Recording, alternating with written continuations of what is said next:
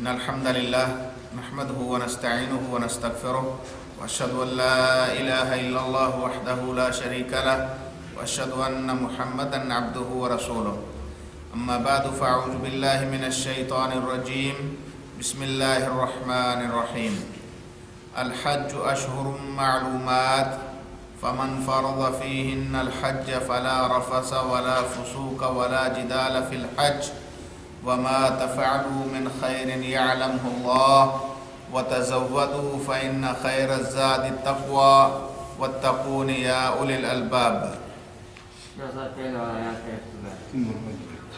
الحج اشہر معلومات، حج کے مہینے معلوم مہینے ہیں۔ فمن فرض فیہن الحج، جس شخص پر ان مہینوں میں حج فرض ہو جائے، فلا رفث ولا فسوق ولا جدال فی الحج، تو اس شخص کے لیے لازم ہے کہ وہ ایام حج میں نہ تو شہوت والی بات کرے، نہ کوئی غلطی کرے، گناہ کا کام کرے، اور نہ ہی لڑائی جھگڑا کرے حج میں۔ وما تفعلوا من خیر، اور تم جو بھی نیکی کرو گے، یعلمہ اللہ، اللہ اس کو جانتا ہے۔ وتزودوا، اور زاد راہ لے کر چلو، فإن خیر الزاد التقوی، یقیناً بہترین زاد راہ اللہ کا خوف، اللہ کا تقوی ہے۔ واتقون یا اولی الالباب، اور اے اہل عقل و دانش مجھ سے ڈرتے رہو۔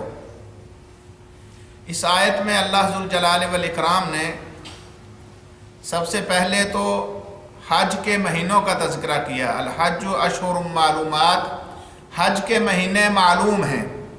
وہ کون سے ہیں؟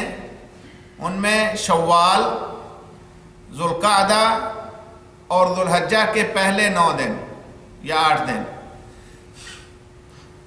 شوال سے لے کر ذی الحجہ کے پہلے جو دن ہیں حج شروع ہونے تک، ان دنوں میں اگر حج کے لیے احرام باندھا جائے تو جائز ہے۔ اللہ تعالیٰ نے ان کو معلوم مہینے کہا ہے۔ سارا سال ہی اللہ ذوالجلال والاکرام کے ایام ہیں، اور عمرے کے لیے کوئی مخصوص وقت نہیں ہے، کسی وقت بھی کیا جا سکتا ہے، جبکہ حج کے لیے دن اللہ ذوالجلال والاکرام کے ہاں معلوم ہے، گنتی کے ہیں، اور وہ شوال سے شروع ہو کر ذوالحجہ کے ابتدائی دنوں تک رہتے ہیں۔ تمام مفسرین کا تقریباً اس بات پر اتفاق ہے کہ حج کے ایام شوال سے شروع ہوتے ہیں۔ کیا مطلب شوال سے حج کے ایام شروع ہونے کا؟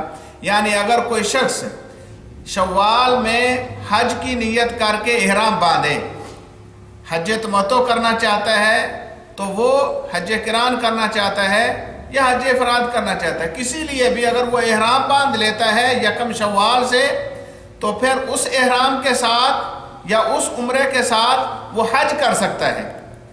اور اگر کوئی شخص شوال سے پہلے احرام باندھتا ہے، حج کی نیت کرتا ہے، تو جمہور علماء کے نزدیک اس کا یہ احرام درست نہیں ہے۔ وہ عمرہ تو کر سکتا ہے، حج کا لیے اس کو لازمی نہ سرے سے ایام حج میں یا معلومات اشہر جو ہیں انہی کے اندر احرام باندھنا ہوگا، اور وہ شوال سے شروع ہوتے ہیں۔ اب اگر کسی شخص پر حج فرض ہو جائے، حج فرض کس پر ہوتا ہے؟ نبی مکرم صلی اللہ علیہ وسلم نے اس کے بارے میں بتلا دیا ہے۔ حج ہر اس شخص پر، بلکہ اللہ ذوالجلال والاکرام نے قرآن مجید میں بتا دیا ہے، من استطاع الیہ سبیلا، جس شخص کو یہ استطاعت ہے، جس کے پاس اتنا مال ہے، جس کے پاس اتنی استطاعت بدن ہے، یعنی وہ تندرست بھی ہو اور اس کے پاس اتنا مال بھی ہو کہ اس کے ذریعے وہ حج بیت اللہ کے لیے حرم مکہ میں پہنچ سکے، مال پیسہ بھی اتنا ہو، وتزودوا، زیادہ خرچ انسان ساتھ لے کر جائے، اور پھر اس کے ساتھ ساتھ انسان کے پاس جو ہے وہ بدنی استطاعت اور طاقت بھی ہو۔ تو اگر کسی شخص کے اپنے گھر میں کھانے پینے اور باقی ضروریات کے لیے سامان زندگی موجود ہے، اور اس کے بعد اس کے پاس اتنا پیسہ ہے کہ وہ اس کے ذریعے بیت اللہ میں پہنچ سکتا ہے، تو اس شخص کے اوپر حج فرض ہو جاتا ہے، یہ صاحب استطاعت ہے۔ تو ایسے شخص کے لیے لازم ہے کہ وہ جب حج کے لیے نکلے تو پھر کسی قسم کی جتنی بھی اس کی نفسیاتی خواہشات ہیں، نفسانی خواہشات ہیں، شہوات ہیں، ان کو ترک کرے، اور پھر اس کے ساتھ ساتھ ہر قسم کے گناہ سے بچے. اگرچہ گناہ سارے اوقات میں اور ہر ہی دن میں جو ہے وہ منع ہے اور ان کے اوپر جو ہے گناہ ہے، لیکن ایام حج میں گناہ کا جو ہے وہ مقام اور بڑھ جاتا ہے اور اس کی سزا اور زیادہ ہو جاتی ہے. اسی لیے اللہ نے کہا فلا رفث ولا فسوق، حتیٰ کہ اپنی بیوی، رفث سے مراد حتیٰ کہ اپنی بیوی کے ساتھ کی جو ہے وہ ایسی بات جس سے جو ہے وہ نفسانی خواہش ابھرتی ہو وہ کرنا جائز نہیں ہے. ولا فسوق، اور نہ ہی کسی قسم کا کوئی گناہ، کوئی بھی نافرمانی اللہ تعالیٰ کی.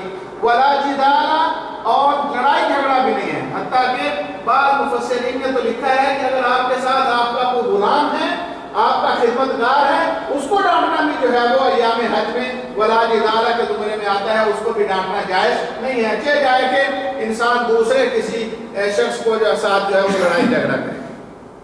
وما تفعلوا من خیر یعلمہ اللہ، جو بھی نیکی کرو گے اللہ تو اس کو جانتا ہے. یقیناً اللہ جانتا ہے.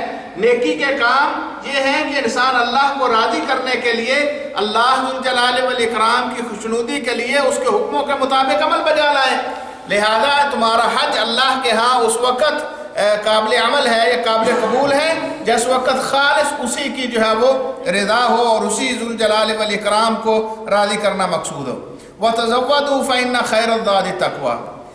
پہلے زمانہ جاہلیت میں لوگ حج تو کرتے تھے، لیکن اس وقت بعض لوگوں کے ہاں یہ بات عام تھی کہ سامان ساتھ لے کر جانا اور خرچہ کرنا یہ توکل کے منافی ہے. لہذا گھر سے نکلتے خالی ہاتھ اور کہتے ہیں ہم اللہ پر توکل کرنے والے ہیں، کیا ضرورت ہے سامان ساتھ اٹھائے پھریں، جب اللہ پر توکل ہے تو اللہ خود دے گا.